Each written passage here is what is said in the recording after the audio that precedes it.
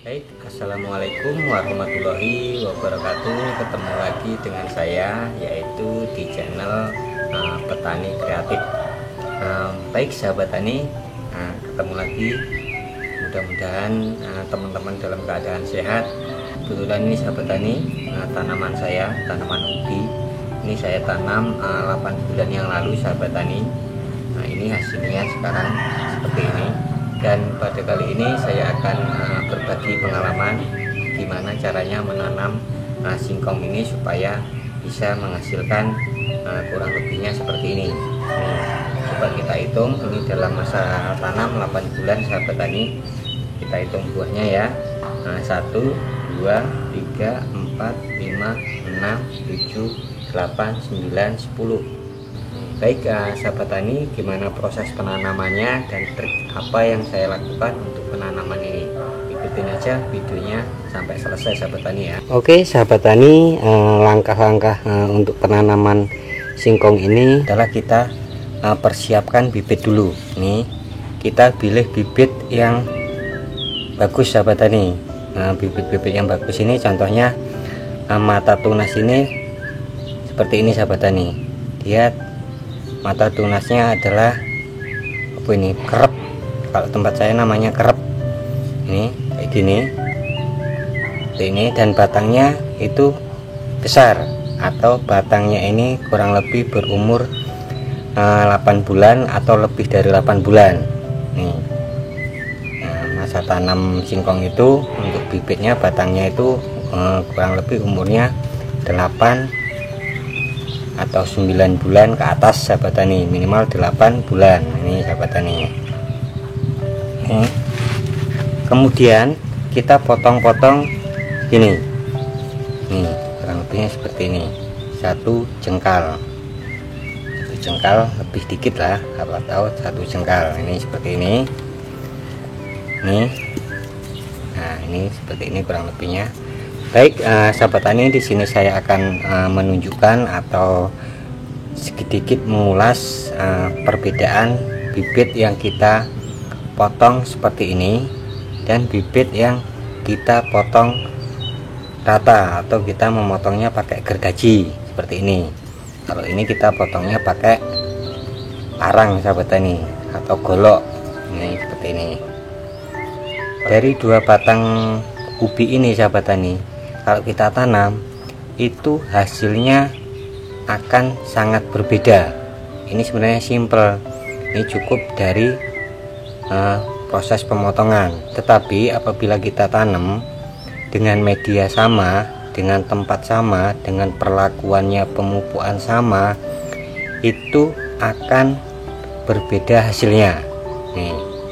Nah, di sini saya bahas dulu masalah kita potong menceng seperti ini sahabat tani ya. Apabila kita motongnya seperti ini, akarnya nanti akan tumbuh hanya di ujung sini, di ujung-ujung sini.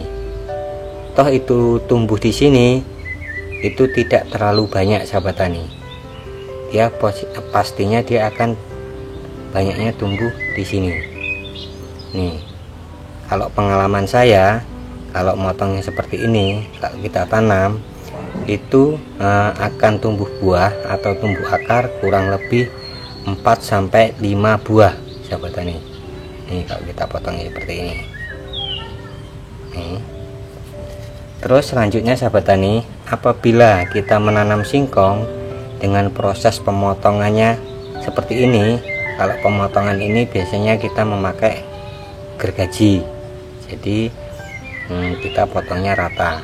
Kelebihan pemotongan batang singkong seperti ini, apabila nanti kita tanam, akarnya akan tumbuh di seluruh sini sahabat tani, atau apa ya, atau muter sahabat tani ya, wes bahasanya bukan bahasa Jawa lah, muter pokoknya. Mudah-mudahan teman-teman paham ya, ini muter, nanti akan tumbuh akar-akar di sini. Biasanya sepengalaman saya, kalau nanamnya dengan proses pemotongan seperti ini, itu akan tumbuh minimal 8 sampai lebih dari 10. minimal 8 sahabat tani. Sepengalaman saya kalau menanam singkong itu kalau proses pemotongan seperti ini itu akan lebih banyak tumbuh akar. Baik sahabat tani, itulah sedikit ulasan tentang pemilihan bibit singkong. Mudah-mudahan video ini bisa jadi referensi bagi teman-teman apabila ingin menanam singkong. Lebih efektifnya kalau menurut saya itu kalau dalam pemotongan bibit itu seperti ini sahabat tani, itu hasilnya lebih banyak dibandingkan kita pemotongan dengan proses seperti ini, atau kita pengkes atau kita potong miring seperti ini. Setelah bibitnya kita potong seperti ini, kemudian di bagian bawahnya yang akan kita tanam nanti seperti ini, bagian bawah yang akan kita tenggelamkan ke tanah sahabat tani, kita sayat menggunakan pisau. Penyayatannya seperti ini sahabat tani, seperti ini.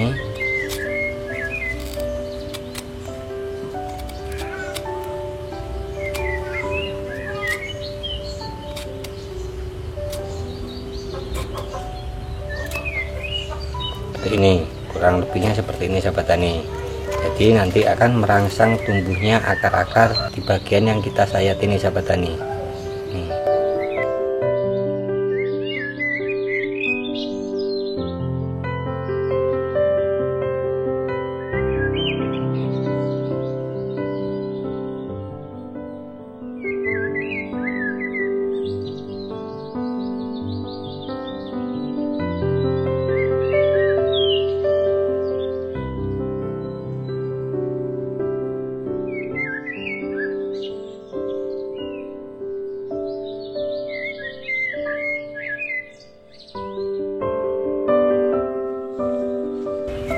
Baik sahabat tani, langkah selanjutnya setelah kita persiapkan bibit seperti ini, kita potong-potong seperti ini. Kemudian sebelum kita tanam, batang singkong ini terlebih dahulu kita rendam di nutrisi perangsang akar. Jadi kita rendam dulu. Cuman selama ini saya tidak menggunakan perangsang akar sahabat tani, tapi di sini saya menggunakan ini sahabat tani. Sebentar sahabat tani. Kemudian kita siapkan tempat untuk perendaman sahabat tani. Nih, kita pakai air. Ini 1 gayung sahabat tani. Nah, di sini saya memanfaatkan bawang merah sahabat tani. Karena saya tidak memiliki perangsang akar, jadi saya menggunakan ini bawang merah. Jadi kalau teman-teman tidak memiliki atau bingung dengan obat perangsang akar, atau teman-teman tidak punya, itu teman-teman bisa menggunakan seperti saya sahabat tani. Ini kita menggunakan bawang merah, kita manfaatin untuk merangsang tumbuhnya akar ini sahabat tani. Kemudian ini bawang merah ini kita iris-iris, kita potong-potong seperti ini, kita larutkan ke dalam airnya.